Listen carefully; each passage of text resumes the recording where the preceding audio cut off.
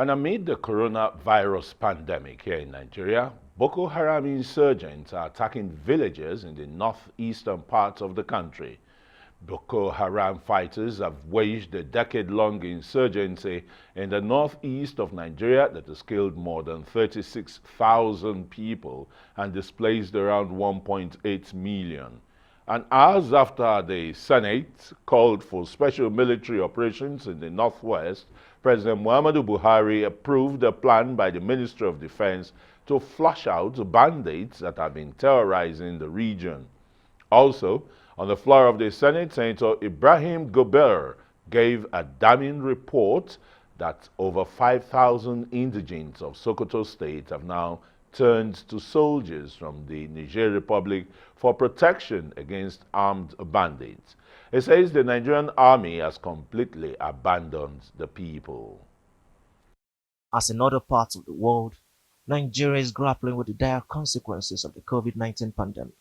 But if the federal government is worried about the coronavirus disease, then it should be equally troubled about the spate of killings by bandits in northern Nigeria. Reports suggest that in the last 2 months, banditry has caused more deaths in Nigeria than the coronavirus. Senators now ask President Buhari to order immediate expansion of military operations against banditry in Katsina, Zamfara, Sokoto, and Niger states. Just some few days ago, there was a directive by Mr. President that the military should clear Katsina State of armed bandits.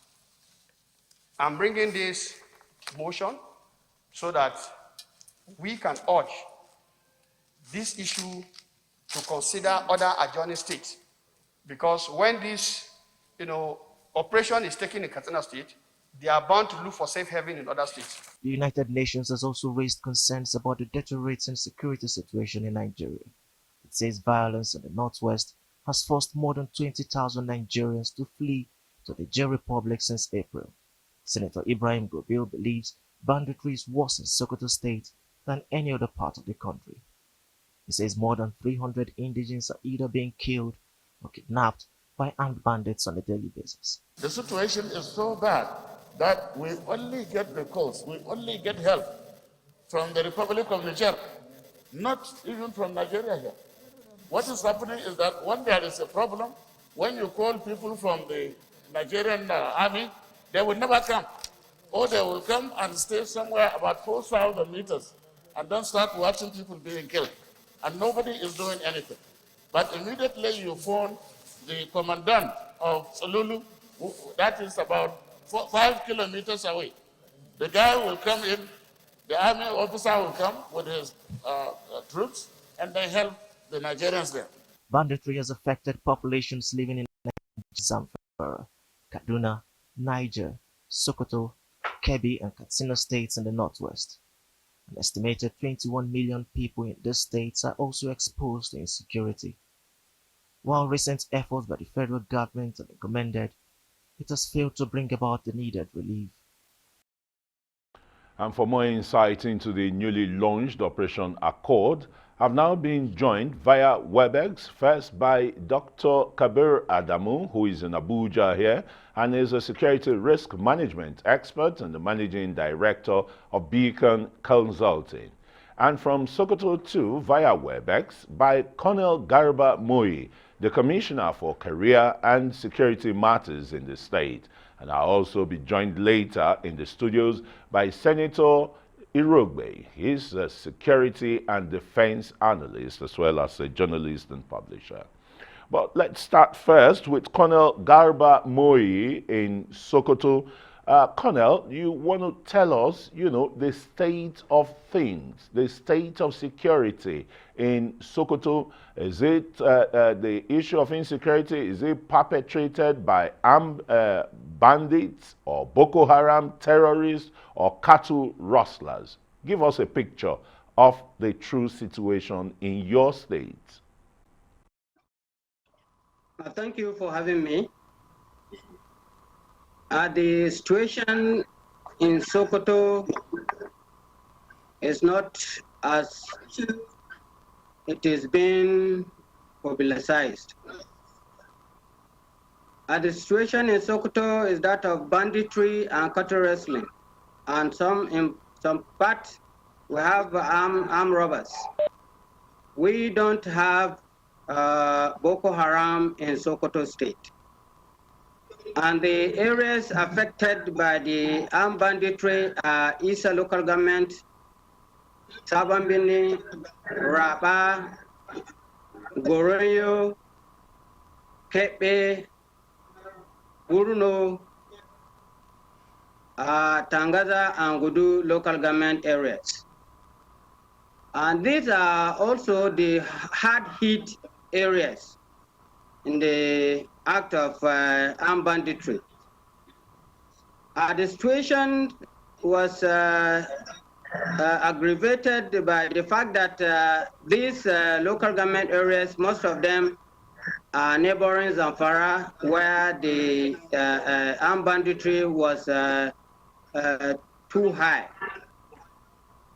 Unfortunately, at the peak of it, when the situation was running out of hand, we entered into agreement and resolution when we could not handle it. And you know, why we could not handle it is that the state is not the one in charge of the army, is not the one in charge of the police and all armed men. So we would prefer if we have intervention of the federal government, all this wouldn't have happened. It wouldn't have gone so bad. And at the time now, with the operation in Katsina, it will be worse, because if they are driven out of Katsina state, naturally they are coming towards Sokoto and Zamfara state. And for somebody, and a distinguished senator for that matter, to say that we go to Niger for assistance, he should be notified that Niger has no military capacity compared to Nigerian military. So, but it's just unfortunate. When we are talking about lives, we don't compare it with anything. So that is certainly the situation of security in Sokoto State. Thank you. Colonel Moyi, from your submission, you are saying that the situation, the security situation in Sokoto State is not as bad as being portrayed.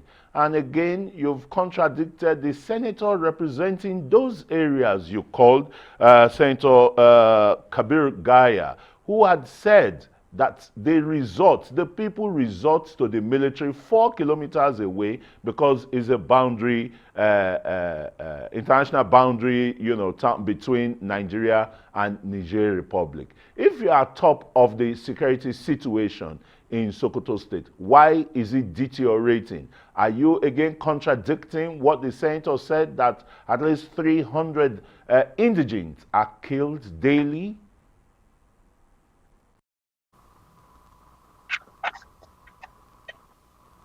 Well, you are cutting, but if I get you right, there is no contradiction there. The senator is not Kabir Adamu, it's Ibrahim Gobir, and he's an origin of that local government, but I know that place more than himself.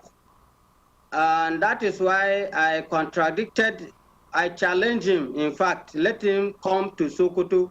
In fact, he's just a senator of Abuja. He does not know anything about that area, not talk of the security situation in that area. If by the time he followed the media, social media, he will start talking about security situation. In his own village, there was armed banditry. He couldn't go there. Why?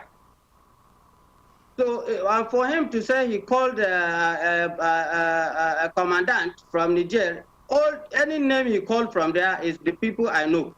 We have been interacting with them, we have been liaising with them, we have been cooperating with them.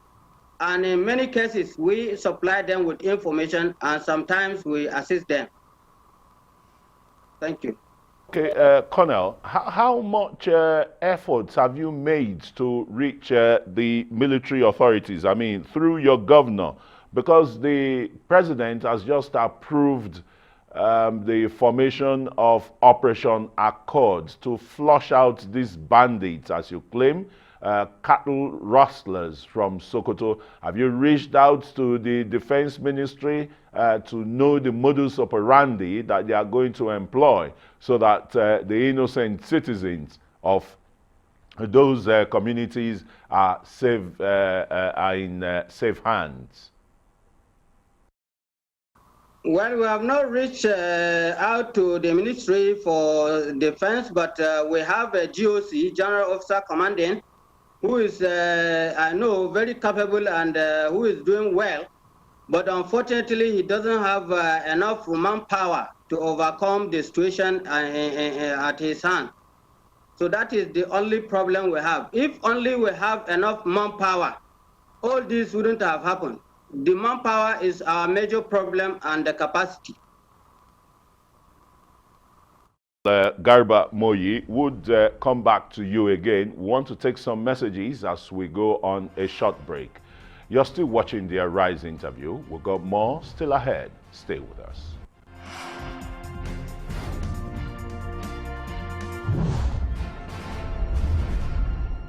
Okay, you're welcome back to the Arise interview with me, Christian Ogodo. We're live in Nigeria's capital, Abuja. Thanks for staying with us. Following the Senate's resolution, the presidency says all the 36 states in the Federal Capital Territory will be treated equally while tackling security and socio-economic challenges facing the country. The presidency says all the 36 states and the Federal Capital Territory will not only be treated equally but given equal attention to overcome the challenges facing these states and the Federal Capital Territory. The presidency adds that the Buhari administration will not make any states to suffer discrimination in dealing with security and other matters on account of their political differences with the government at the center. Okay, still have with me Kabir Adamu, who will be joining via webex. He's in Abuja. And of course, Colonel Garba Moyi, he's the Sokoto State Commissioner for Career and Security Matters. And I have here in the studios Senator Iroegbu. He's a security and defense analyst, a publisher, and journalist. Let me start here in the studio with Senator. Senator, the issue of insecurity, even in the light of COVID-19 virus pandemic, is still spiraling, you know, as if nothing is really being done in the country. What are your thoughts, particularly about the issue of the armed banditry in Sokoto State, for example? When this COVID-19 became a pandemic, an issue, there was a concern expressed by some security analysts and those who have been observing global trend that the jihadists and non-state actors may utilize the opportunity created by this pandemic, because what you see now is that most of the world resources or the state's resources are concentrated in tackling this pandemic. If you check the lockdown measures and whatever, these security agencies are heavily involved in enforcing it. So there is a little bit of distraction. Apart from the offensive that was launched, counter-offensive in the Northeast, ongoing offensive against Boko Haram, every other apparatus, state apparatus, when it comes to national security, is concentrated in defeating the pandemic.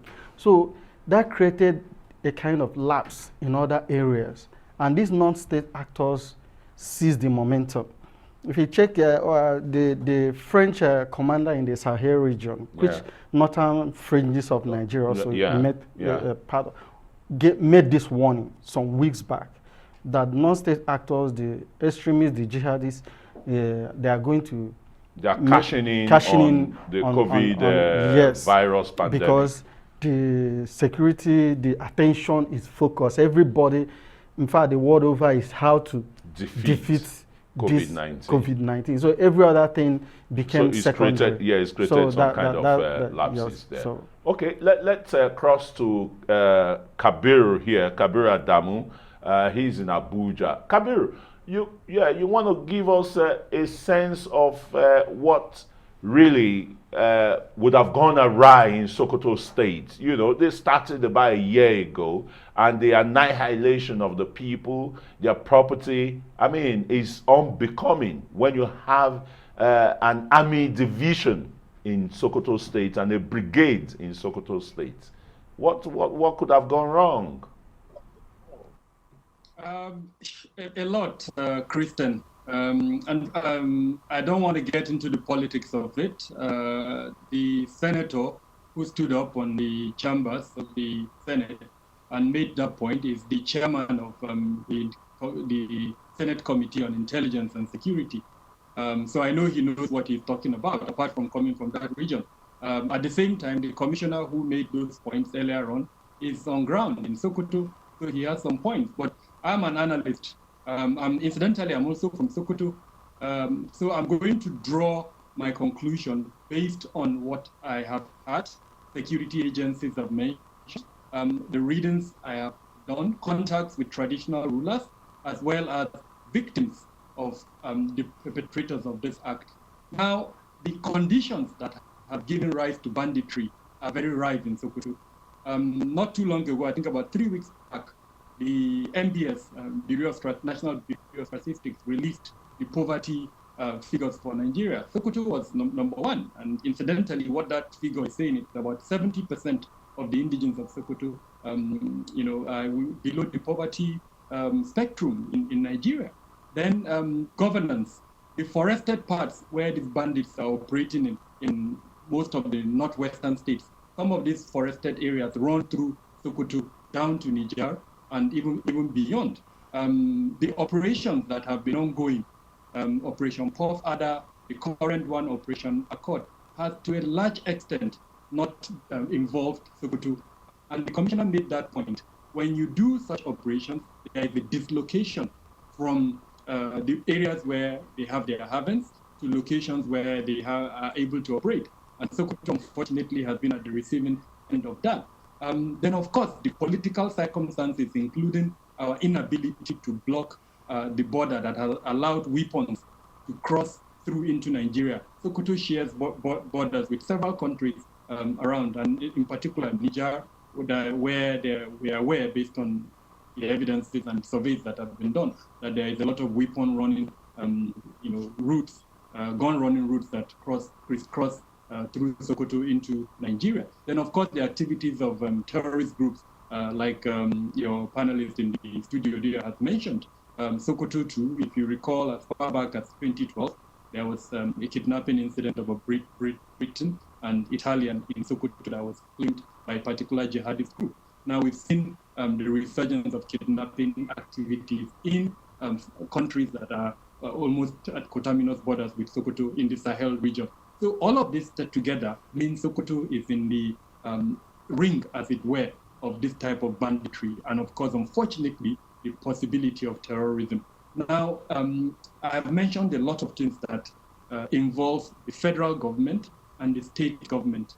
For me, as a Nigerian, when I say governance, I would not want to make a distinction between the federal government in Nigeria and the state government, because irrespective of what level of governance, the provision of security of lives and property should be sacrosanct. That social contract that says government must provide security sacrosanct. Now, whether it's 1 life or 300 lives, as the senator said, or whatever number died, it is not acceptable. And that means whatever the state government needs to do in conjunction with the federal government needs to be done immediately. And that is where I stand in this regard. Well said. I mean, two indigents of Sokoto, the commissioner in charge of career and security matters there. You heard the Kabir Adamu saying that, one, poverty is fueling the state of insecurity in Sokoto. It's like the Sokoto state government is not up to its responsibilities. 70% of the people of Sokoto live below poverty level. That is the Nigerian statistics from the Nigerian Bureau of Statistics. Apart from the remnants of those flushed out from other parts of the Northeast to come into Sokoto State. What is the state government doing to reverse this? What kind of security and career architectures have you laid down to take these people away from crime?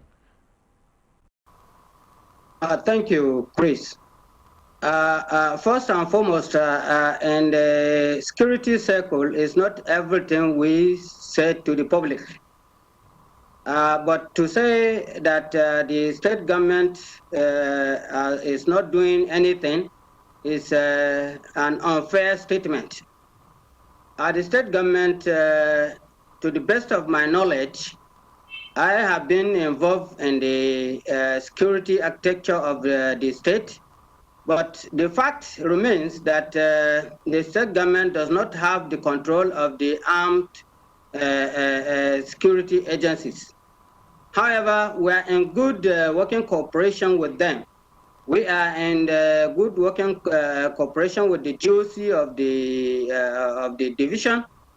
However, the GOC, the division, is not for Sokoto State alone. The division covers Sokoto, Zamfara, and Kebbi, even up to Katsina. Is the same person. For the police, the same thing. For the civil defense, in fact, we are doing everything possible to make sure every life is secured and safe in Sokoto State, including property. However, it's not everywhere and every village you think a security agent can be. In fact, the number is not just compatible. We have been doing everything possible to ensure that the state is made secure all through every insecurity area that is in Sokoto State is being manned. But then, you know, in the operation, that is the confrontational one, that is a banditry operation. Is more like a guerrilla warfare. It is when they see you, they become civilians. When you are away, they become bandits, they become guerrillas. So you cannot be everywhere all the time and as it is. But candidly, and in all honesty, the state government is up to the task, and the state government is doing everything possible. I know the much the state government is doing, even at the time, not even the losing of so many lives, even if it is one life. For instance, 2-3 people were killed in Alikuru. The state governor went there himself, attended the prayers for the deceased. The same thing happened in Gangara, the same thing happened in Goroyo and Isa. Everywhere there is any crisis, the state governor is there.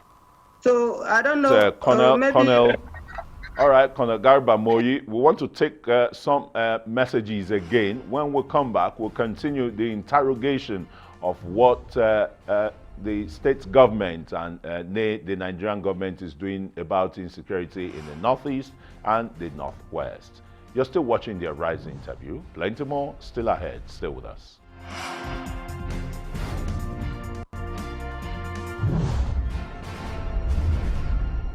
You're welcome back to the Rise interview with me, Christian Nogdo. We're live in Nigeria's capital, Abuja. Thanks for staying with us.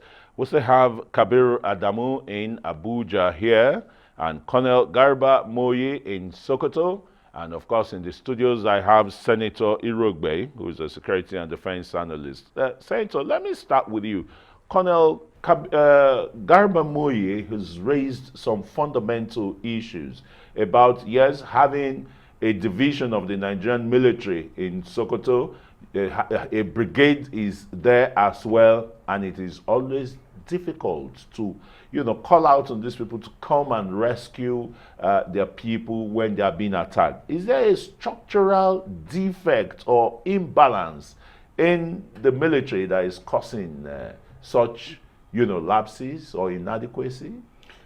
Yes, they are structural, not with the military itself, but with the country as a whole. Because within the structure the military find themselves, they are giving in their best. When you look at what they are being deployed to do, what they are being confronted with, in fact, almost every problem, every police problem, every problem that we have other arms of government, security apparatus to be doing, we expect the military to do it. And the country is too vast. And how many armed forces personnel do we even have? I'm not sure collectively, cumulatively, we have over 200,000 armed forces personnel to govern Nigerian space, a country of 200 million with multifaceted problems. And why I say it's a structure, it also comes with the issue of governance, our governance system. What comes is that when problem of this nature starts, if you don't tackle it, nip it in the bud at that local level, and it grows, then it becomes an issue. Assuming we have a policing system that is communal, a security that is structural from the communal, not all these vigilantes, all these quasi, that is structured, have a form of formal setup with network of intelligence. And then most time we try to throw guns and bullets and money to security challenges. Most time it's not even solved like, yes, you should have your armed forces on standby, you should have your security apparatus strengthened, but there are other avenues you can be able to nip a problem in the bud before it becomes hydra-headed. Yeah. And when there are people that merchants of conflict, merchants of war, who are waiting, looking for where there are troubled spots to hijack. It happened in the Northeast, where Boko Haram started as a local issue.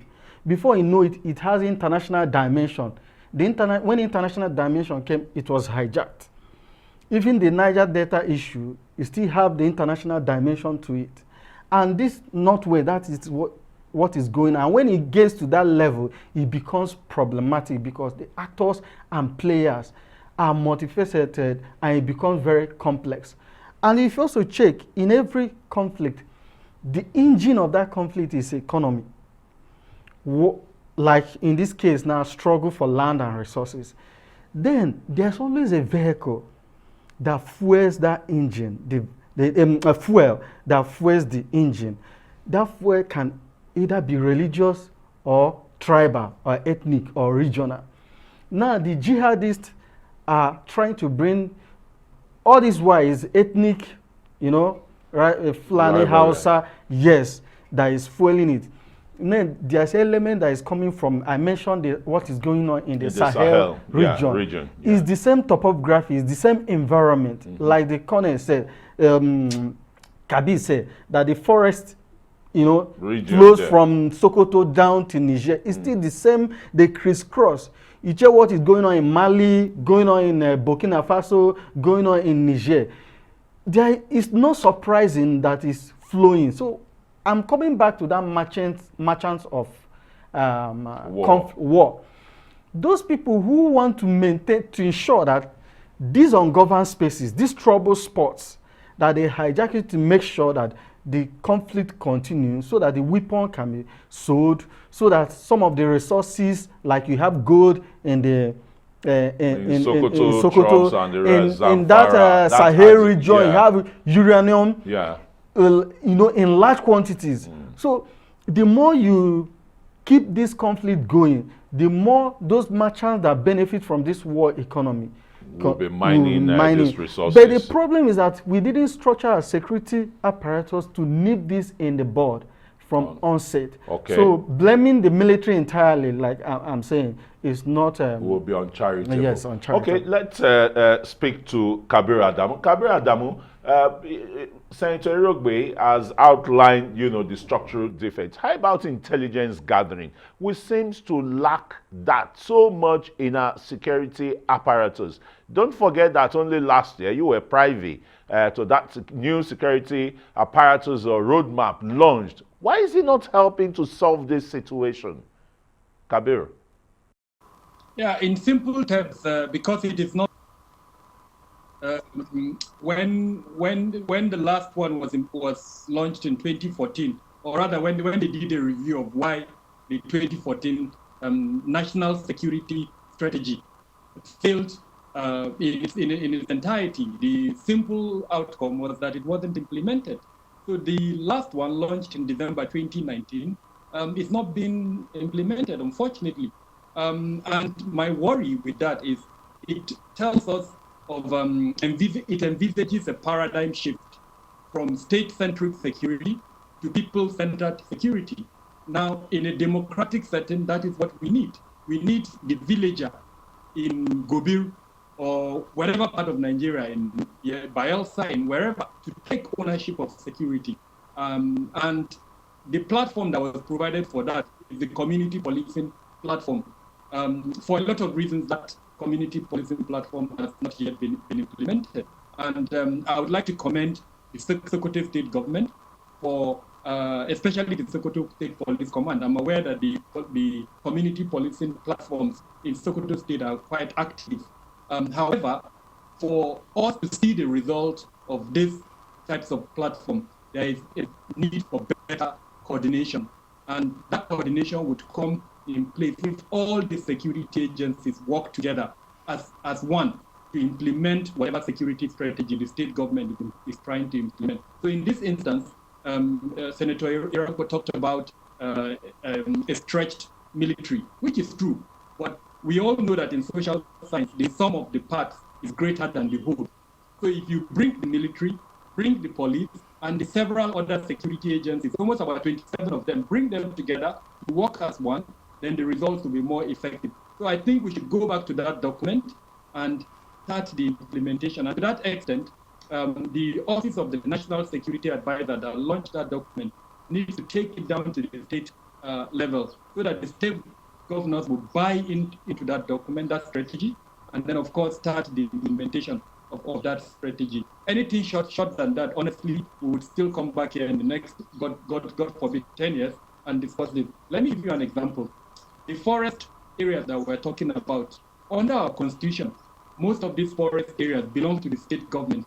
So it is not the responsibility of the federal government to ensure that there is quote-unquote security within those forest areas, because as it were, they belong to the state government. Go to Borno, Sambisa Forest is owned by Borno state government. Of course, the issue that arose has affected not just Nigeria, including our neighboring countries. Go to Kaduna State, in Birningwari, the forest that is being occupied there is a state government forest. Of course, it crosses Kaduna and Katsina. So my point is that there needs to be better coordination between the federal and state government. And in fact, yes, security is under the exclusive list, as it were. So that means the federal government has had more in it. But we've seen model ideas like what the Lagos state government did with the Security Trust Fund, and we've seen an improvement in security in Lagos. So that's the type of idea that I think going forward, and that is contained within the revised National Security Strategy 2019, that I would like to recommend so that we see an improvement. And I hope in the course of our discussion, we can talk about the root causes of the banditry itself, so that state governments like Sokoto can now start to look and address those root causes of banditry. Go to Sokoto and get the views of Colonel Garba Moyi. Colonel Moyi, in just 2 minutes. The issue here is that even the regional parts of Nigeria, they've started launching their own security outfit to help complement federal government's own security, because the federal government controls security. Why did the North why did they reject Shege Kafasa, a local security outfit? Lack of trust, political consideration? Very quickly before we go on break. It is not a lack of trust. It is a matter of policy. And in Sokoto State, I know we have in the security architecture, the Sokoto State Marshal and other security outfits, but they cannot do anything without arms. And we are not ready to allow every individual or every organization to carry arms. And that will result to a chaos situation that will be difficult to handle. For the local vigilante, we don't even.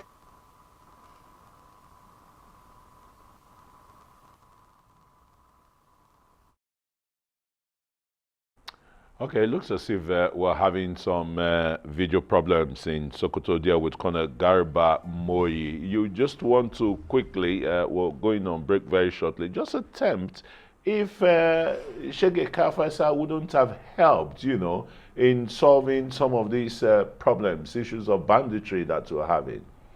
Shege Kafasa, depending on how it's structured, may or may not help. Just like Amoteku, it's a circumstantial setup that arose as a result of vacuum in the southwest region. Okay, we'll interrogate that issue more, but let's take some messages and stay with us.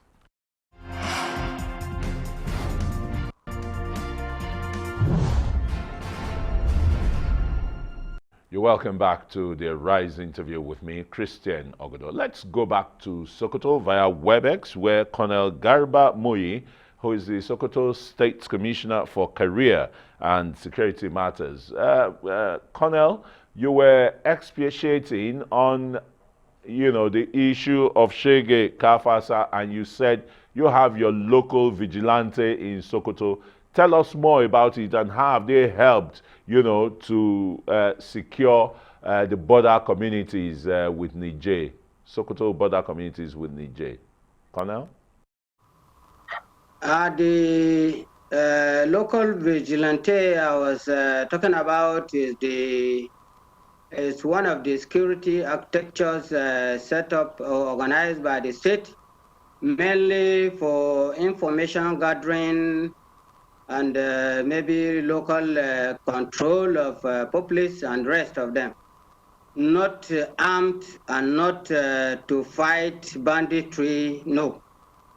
And that is that, and we are not in any way, in my own opinion, not the state opinion, we are not in any way trying to arm them or ask them to go and face the bandits, no.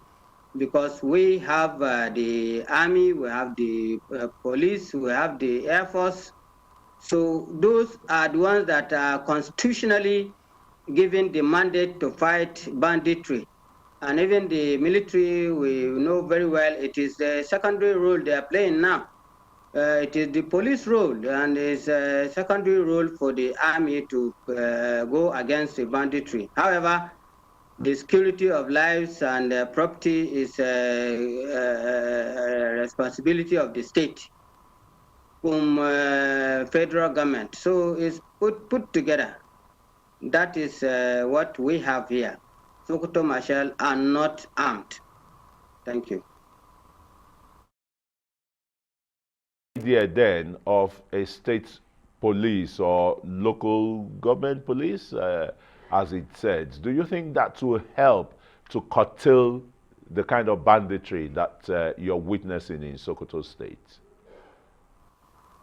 Local police, I say local police to train local police for information gathering, or if it is information gathering, we already have our marshal, where they are just like police, and they have uniform, they have all the regulars, and they play that role here. They control traffic, sometimes they gather information and pass to the appropriate quarters to work on such information. That is all we have here. Sokoto State is experiencing goes beyond just traffic management and the rest. We're talking of taking care of very serious security issues here. Okay, very quickly, let's go to Kabir Adamu. Kabir, please. You never liked or supported the idea of Shege Kafasa. Don't you think that sincerely would have been a good panacea like we're beginning to see in the Southwest? Kabir? Regional security arrangements like you have in the Southwest have the context is slightly different. The Southwest Development came up with the idea of regional. We know the constitutional right if you don't create it until I think the governors of federal they agreed to subsume the arrangement under the federal arrangement. As a group, have decided. Very sorry, your audio is muffling, so we probably won't be able to continue with you there until the engineers get that audio right. So let me turn to Senator Iroegbu. Senator, the local government police or, state police, how effective would they be? How complementing are they going to be, to the federally controlled security apparatus in the country, if we do have them? Very much, because right now we have too much centralized, what will I say? Security a unitary security apparatus in a federal structure, which is a mismatch. But when you decentralize the security responsibility, I would say, it's not as if we also have commissioners of police, zonal command, but it's still answerable to the center. And most times they have different, they are not answerable to the state governor. No. And they don't act to urgency of the security issues within the state. So if we can have state police, community police, which have been an advocate, it will help in various ways. We're supposed to have different layers of security before we get to the center. It will help us in time of rapid response, actionable intelligence gathering from the grassroots, quick response, like I said, before things happen, we'll be able to, and it will also help in terms of issue of governance.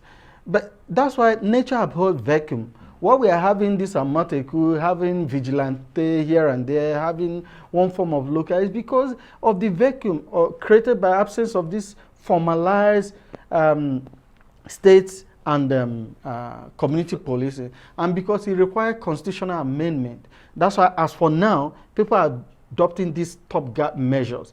But I don't want a situation whereby we take a temporary setup arrangement like Amateku or the one that was rightly discarded by the North as a permanent measure. While we are working to have a structured state and community policing, this will be like a stopgap measure. That's what I feel. Okay, okay. Let's get Kabir quickly once more before we go. Kabir, you were trying to expatiate on Shege Kafasa, Moteku and the rest, or community policing. Very quickly, in less than 2 minutes, please. Yes, I agree with Senator's recommendation. There are stopgap measures have come because of the circumstances that the regions have found themselves in, but they will not solve the security challenge in Nigeria. There should be a constitutional reform, and I'm happy to say that the Senate of the Federal Republic of Nigeria has put forward a recommendation that would regionalize policing to an extent, reduce the centrally controlled policing, and that recommendation is currently being looked at. If it comes once again, I got to apologize. I think it's an internet problem, most likely from your end again. The audio isn't coming out smoothly. It's still muffled. But let's go finally to Sokoto now for just about 1 minute. Colonel Moyi, what kind of guarantee or assurances are you giving the people of Sokoto? You make recourse to the federal government for help. Quickly. Yes, we are hoping and calling on the federal government to replicate what is going on, the operation going on in Katsina to be replicated in Sokoto and even Zamfara. And that is the only way we can get rid of bandits in Sokoto state. In fact, with the div here, once enough manpower is given to the div, and I think we'll get done. We'll get rid of them without each. It's also required a joint operation, which may combine the military, the army, and Air Force. And once that is done, we are sure the safety of every individual and property in Sokoto State. Thank you. Colonel Garba Moyi, Sokoto State Commissioner for Career and Security. He joined us via webex from Sokoto. And Kabir Adamu, Security Risk Management Expert. Thanks so very much. And of course, my colleague, Senator Iroegbu, Security and Defense Analyst as well as a journalist. Thank you so very much, gentlemen, for joining us. Well, that's it for this edition of the Arise interview. Do join us again tomorrow from me and the entire team here in Abuja. Goodbye and thanks for watching.